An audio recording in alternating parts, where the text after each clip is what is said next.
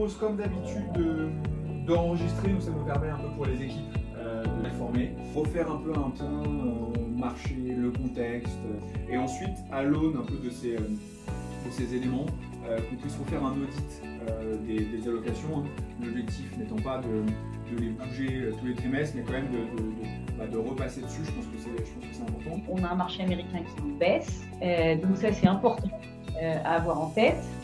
Et donc ce qui s'est passé cette année pour avoir cette hausse facialement pour les marchés actions, c'est qu'on attendait une récession, c'est-à-dire on attend la récession qui n'est jamais arrivée.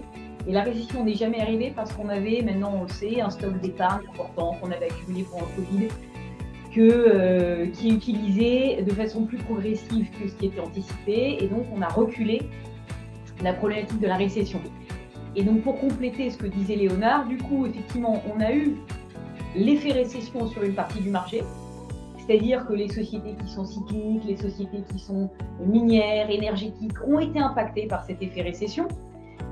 Donc on a une partie du marché qui est déjà en train de prendre en compte le ralentissement économique, et de l'autre côté, on a eu ces sociétés technologiques, ces 7 magnifiques, qui ont continué leur hausse, Tesla qui va être en hausse de 100%, Apple. Donc on a vraiment des progressions très spectaculaires sur une partie du marché, comme si cette partie du marché ne serait pas impactée par éventuellement un ralentissement économique qui pourrait arriver à un moment donné.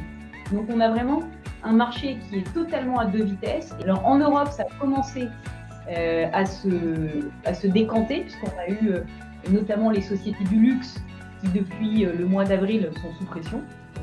Mais de façon plus globale sur les marchés, c'est pas encore complètement le décantage n'a pas eu lieu, ce qui permet effectivement d'avoir pour les investisseurs qui ont un cap long des opportunités qui sont extrêmement importantes aujourd'hui du fait de cette schizophrénie du marché. Voilà.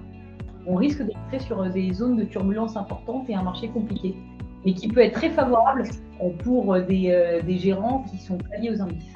Vos épargnants, enfin les épargnants, quels qu'ils soient, aujourd'hui, quand ils parlent d'inflation, ils pensent leur caddie, et ils ont raison. Demain, ils penseront épargne. Si on croit à l'inflation dans la durée, c'est les actions qu'il faudra avoir. Point barre.